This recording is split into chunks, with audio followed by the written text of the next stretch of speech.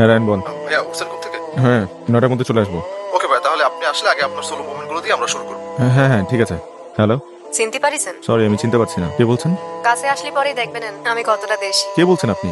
আপনি তো অভিনেতা, আপনি তো স্টার। আমারে চিনলে কি আপনার মান সম্মান থাকবে না? আপনি কি বলবেন আপনি কে, নাহলে ফোনটা রেখে দেবো। পড়ি।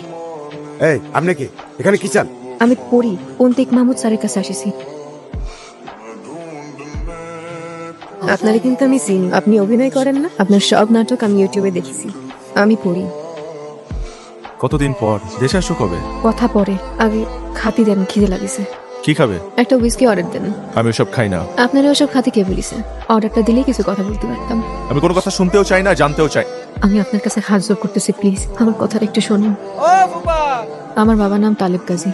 এত চিল্লাছিস কেন? তারে বলবেন আসসালামু আলাইকুম, তালেব গাছে বলছেন? ওয়ালাইকুম আসসালাম। জি কসি, আপনি কিডা? আপনি আমাকে চিনবেন না, আমার নাম অন্তিক। আমি থাইল্যান্ডে হসপিটালে একটা চিকিৎসার জন্য এসেছিলাম। এখানে এসে আপনার মেয়ের সাথে দেখা হয়েছে। কার সাথে? আপনার মেয়ে পরি।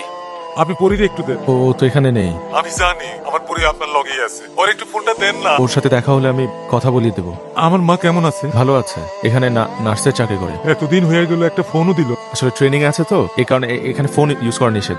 আপনার সাথে পরির আবার কবে দেখা হইব? হবে হয়তো। আপনার বাবার সাথে আমার কথা হয়েছে। আমি জানতাম, আমি ভুল মানুষে বলিনি। আপনার সাথে আমার আরো কথা আছে। বলেন। এখানে না, অন্য কোথাও। মানে আপনিও প্রাইভেট রুম নেবেন? হতে পারে, প্রাইভেটলি কথা বলাটা ইম্পর্টেন্ট। আসেন, আপনারাও এন্টারটেইন করি।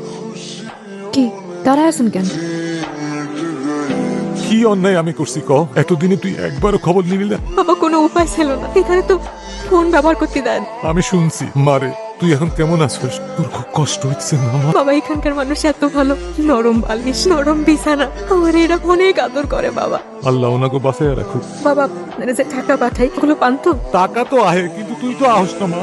বাবা এখানে তো ট্রেনিং চলতেছে, শেষ হলেই চলে আসবানে। তাড়াতাড়ি চলে আইস মা, বয়স হয়েছে রে মা, এখন ঘন ঘন শরীর খারাপ হইতেছে, খবরের ডাক শুনতে পাইতেছি রে মা।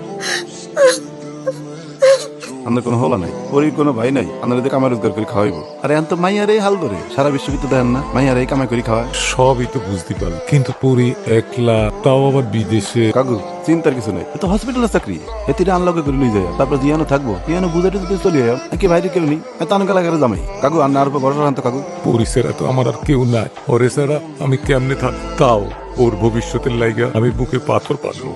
কি কইছি না, কত সুন্দর দেশ, কত বড় বড় বিল্ডিং। সেইরাম কিন্তু সারাদিনে তো তোর মুখটা হয়ে গেছে, দরকার তোর এটা খেয়ালা কাম তো বস বাড়ি দিয়ে লাইছি বল।